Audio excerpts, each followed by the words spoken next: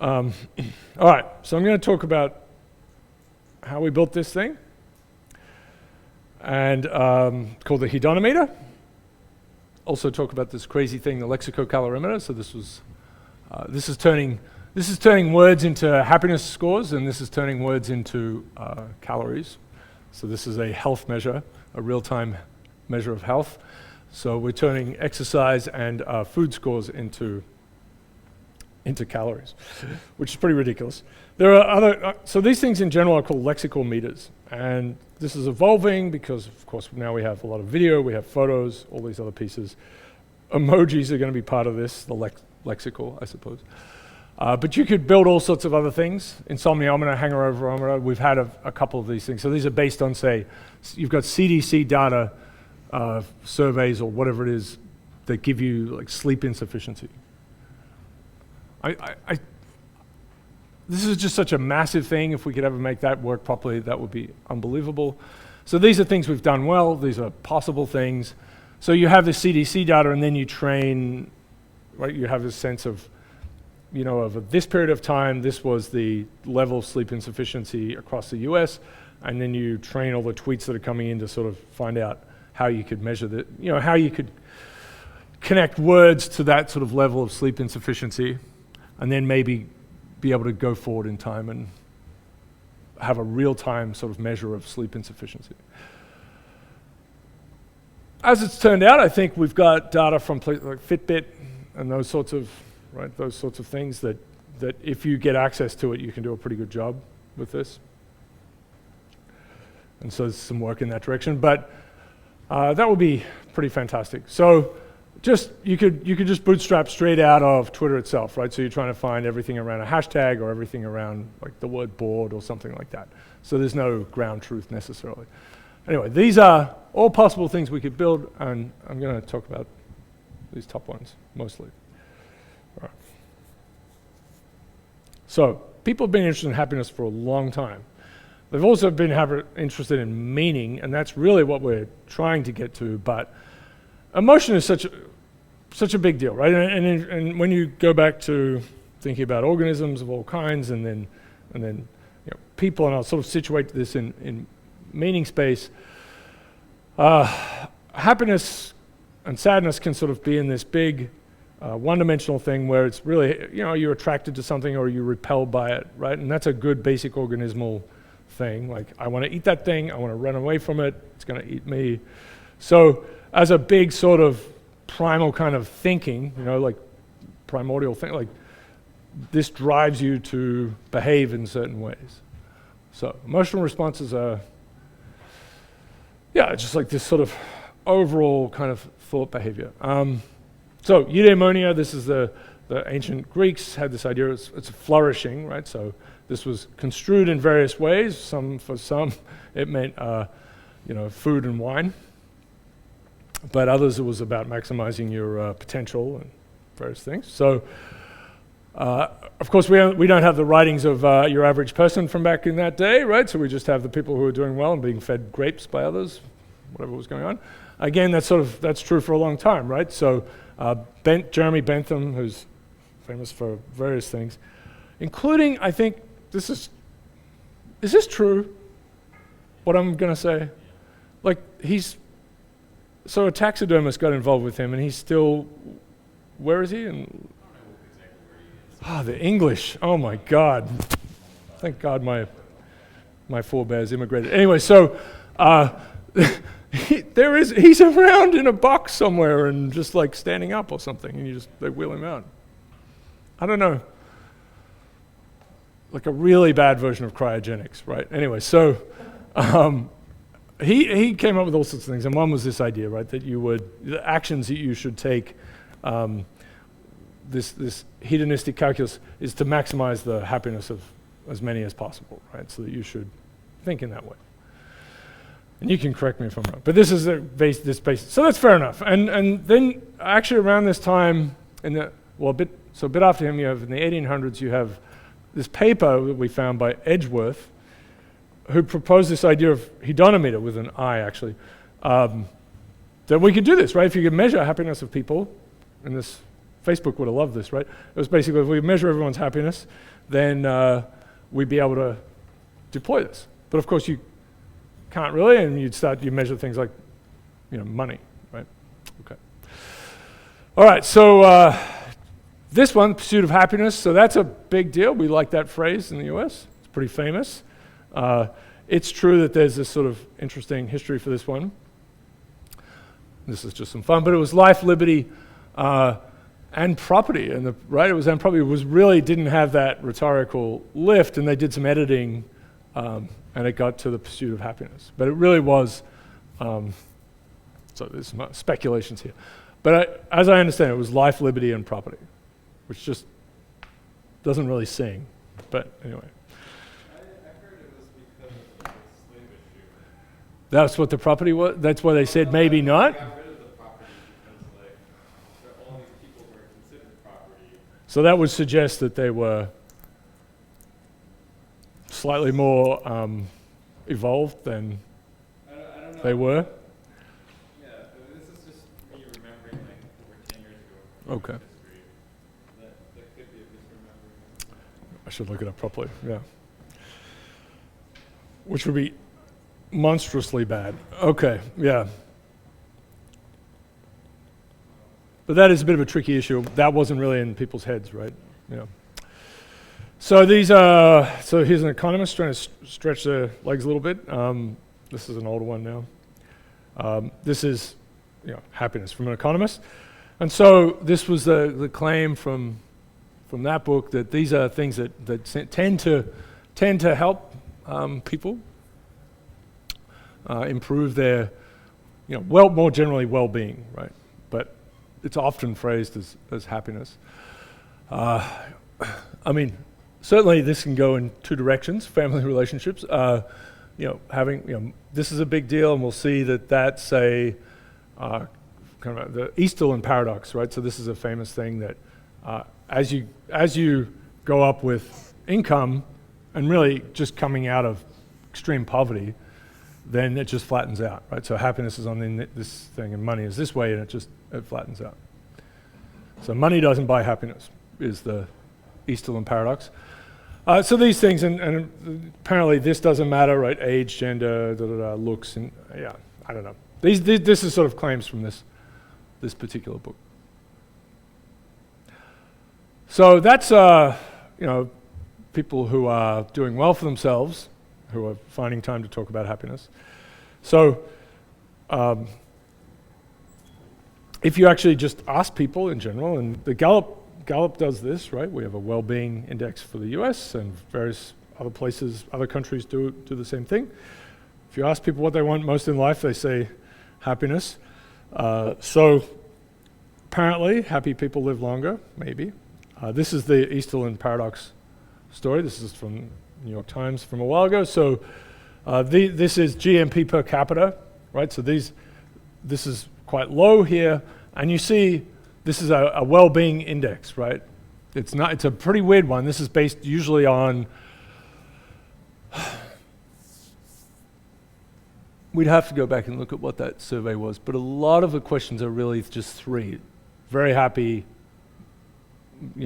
okay, and not happy, right? It's quite just this three states that you can kind of answer into, and there really isn't a scale. But you can turn it into a scale later on by just counting how many people said they were happy or whatever it was, and that's roughly what's happened here. So you see that culturally you can be all over the place if you're not doing well. And then once people get to be, have a decent average income, then it tends to flatten out. There are claims that this goes up a little bit, right? But if it does, it's quite modest. So Bhutan, which had all sorts of terrible problems, is sort of famous with the UN and so on for running around saying we're going to maximize GNP, GNH, gross national happiness, and talking about it in these sort of grandiose ways. I think in the UK, at some point at least, I think they were interviewing 20,000 people every 3 months in a rolling way where the government would call you up essentially and say, are you happy? And And so, which is a weird thing to ask, right? And it's a weird thing to have to answer. So but surveys will always be incredibly important things, but they have their drawbacks. And one is, you're interacting with the person who's going to respond. Right? They have to try and intuit your intentions or what will happen to them in the future or in the past. And people, there was a nice paper that came out of, it's not a positive thing, but a well-done paper came out of a study of, I think it was Mexico. So Mexico doesn't have a good sort of tax reporting thing, so you can't tell how people are doing, right? There isn't something that says, for a welfare program. And so people are asked things about their household so that then, so this one survey was set up like this. You ask things about your household, like do you have running water? Do you have a dirt floor or a non-dirt, all these sort of things, up to do you have a car? Do you have a microwave, right? So just a big spectrum of questions. And the idea was that based on those answers, then you could help people out, right? I feel like that's biased because it's like, you have a phone. What's that? You have to have. Survey is kind of That was like asking people, like, because this is really, this is not. Well, so and then they followed up by actually going in and asking people could they look at their houses, right? For some, and so what happens is you get two behaviors. One at the bottom is shame. People do not want to tell you they don't have running water. So people who need the help and would get the help by answering honestly that things aren't great because of shame will not. But people at the other end will answer falsely because they're greedy. So they'll say they don't have a microwave or they don't have a car, and they do, right? So that was just one example of where going a little bit further and getting some extra data could show you that people don't, we presume they don't answer honestly, right? Or it's affected by being asked a question. So that's an issue. So we wanted to build something which, of course, we wanted to work on public data. We don't want to be like investigating people's heads and things like that, but we wanted something that would measure sort of at a large scale, in a remote sensing kind of way. So there's all sorts of things going the other way. So the search for happiness is one of the chief sources of unhappiness. I've talked about Hoffa before. This is Colbert. Happiness is totally overrated. Happiness is for the weak. Oh my God. It's a great interview. It's quite enjoyable. This is old Colbert, obviously. Colbert. Yeah. I've had students who, it's true, I've met people who thought he was like he was a serious right-wing pundit. Yep. Yeah, no, I genuinely did, yeah.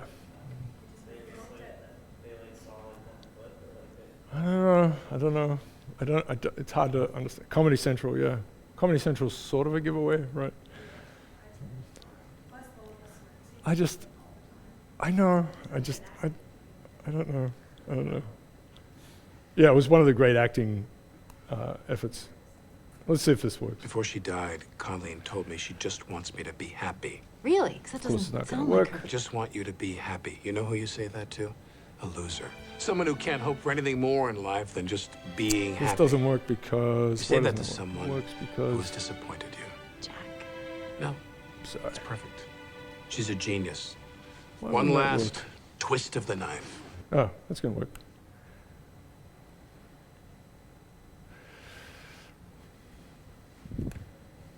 Sorry. Before she died, Colleen told me she just wants me to be happy. Really? Because that doesn't sound like her. I But just want you to be happy. You know who you say that to?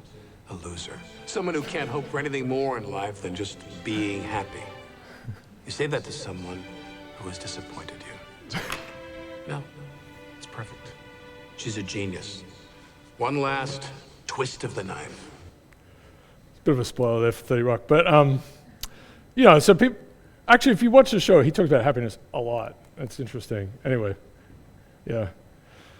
This is some extra stuff. Funerals tomorrow. Of course, I get to eulogize Colleen, his mother, at the service. One more chance to disappoint her as she looks up at me from her throne in hell. So great. Lots of attempts to find meaning. I mean, you can think of all sorts of religious texts, which are also good at trying to instantiate shame and guilt, I suppose. But there are some that are really trying to help you get out of your psychological hell space. That's vipassana and mindfulness, which gets more and more sort of. It's gotten a lot of fame for itself recently. That's a classic. Flow. So this is my little thing. It's not working here. Flow. That's Csikszentmihalyi.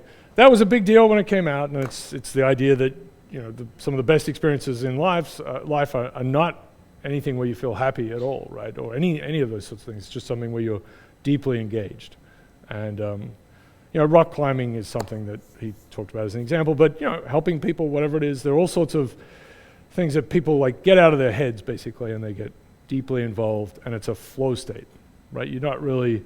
It has to be challenging, but not too challenging. You're kind of in this nice state. So that's a good place to be. I don't know. Can we measure the flow? We will focus on happiness, and as I say, it is an important dimension of meaning. But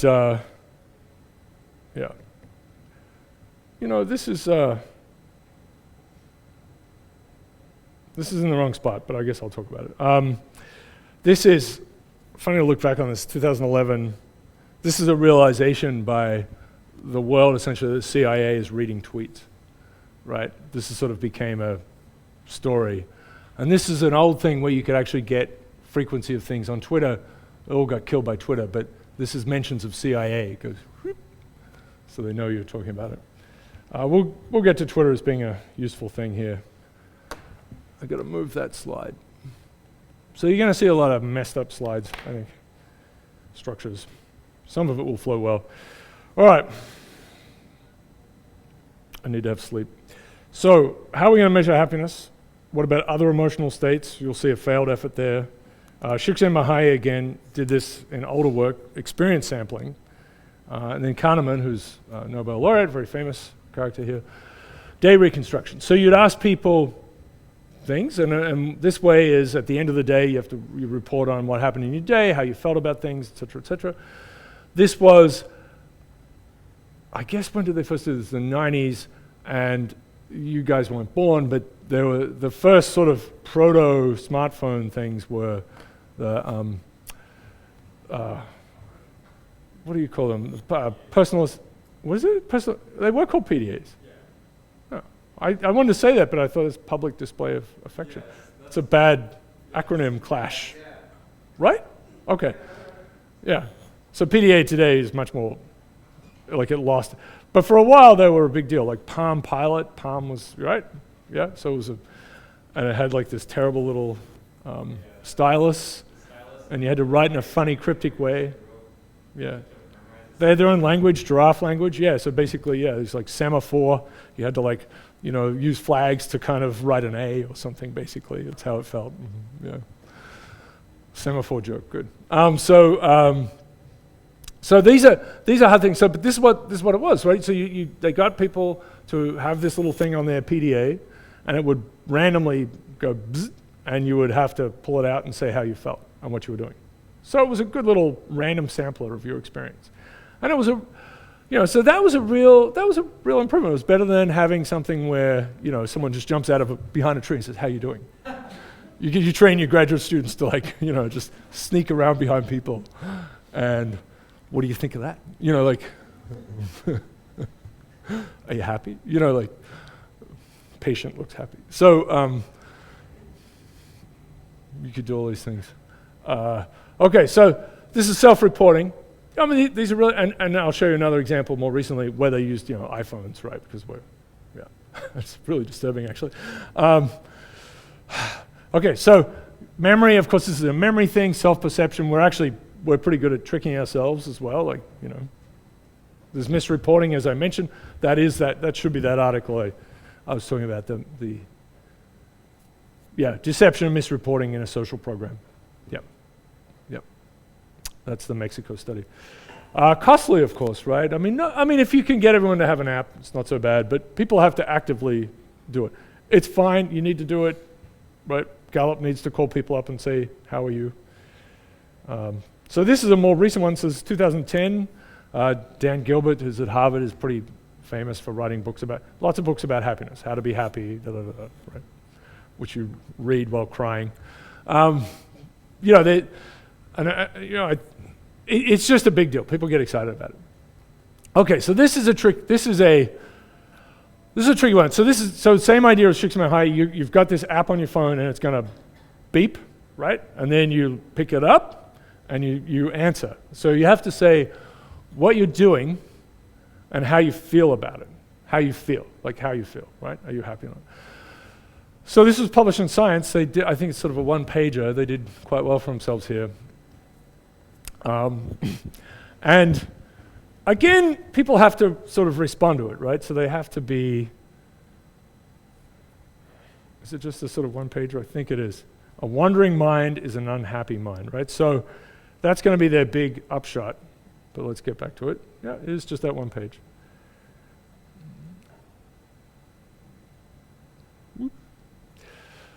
So they're going to answer what they're doing and what their mind state is in, right? And how they feel. So this is that happiness scale here, like you have to rate yourself on that.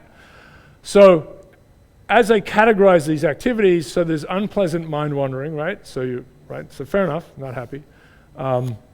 Your mind is wandering, so that's still not great. Pleasant mind wandering, you're daydreaming here, and then this is the flow kind of focus thing.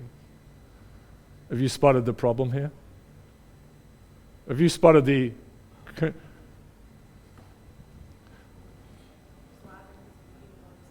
Yeah, right. So we're going to get to that. We're going to get to that unfortunate situation. So if you look through these rest and sleep, so the thing went off and woke you up. I was sleeping. So in bigger categories like working, right? So you can see the blob is how much they spend in this time. So this is actually pretty good. That's a pretty big blob. But these are fairly distributed, right? Grooming, self-care, you're in the shower, reach out and do the thing. Of course, you have your computer in a plastic bag because you watch TV or whatever it is, right? You can buy those things, right? Shower. You can put your phone in a shower thing and have it sitting there. It's straight out of Fahrenheit 451, right? That's exactly what happened there. Okay, so commuting, traveling, people hate commuting, really bad, because it usually involves other people doing bad things. But this is, and it's interesting, like if you're commuting and then listening to the radio, like which one would you say was the dominant activity? Like what are you actually doing? Like you're listening to an audio book or commuting? And I'll just finish with this slide because I know we've run out of time. But yeah, so this was sort of, I mean, I feel like if I sampled them just a bit later because they've answered the phone and said, great, but yeah, probably was the end of the situation. So it's just humans are unbelievable. Anyway, so, but yeah, I mean, it's just hard not to look at this and think, in all of these cases, they were interrupted and answered. You know, like meditating.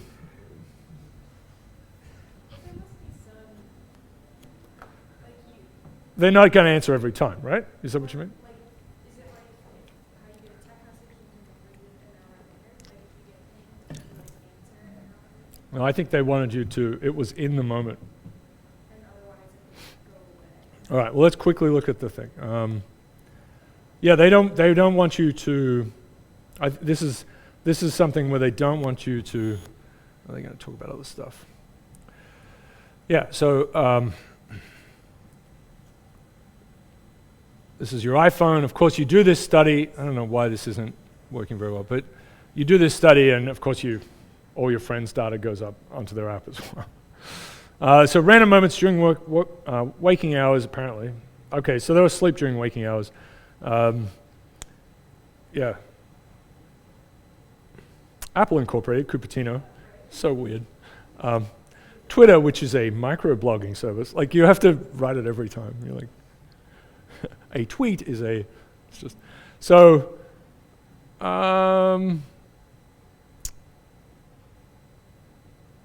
Are you thinking about something other than you're currently doing?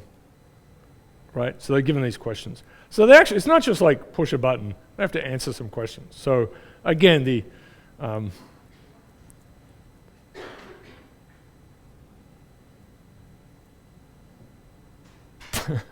sorry, it's pretty tawdry. Yeah, no, I think, and maybe we could look at it a little more, but basically the idea is, yeah, you got to answer it now. You forget to do it, yeah. So, all right, so that's presenting some invasive things, and then so next time I'll talk about how do we do it without interrupting people and affecting their experience in interesting ways. But yeah, as you see, it's very recent. So, okay, all right. Thank you. Very good.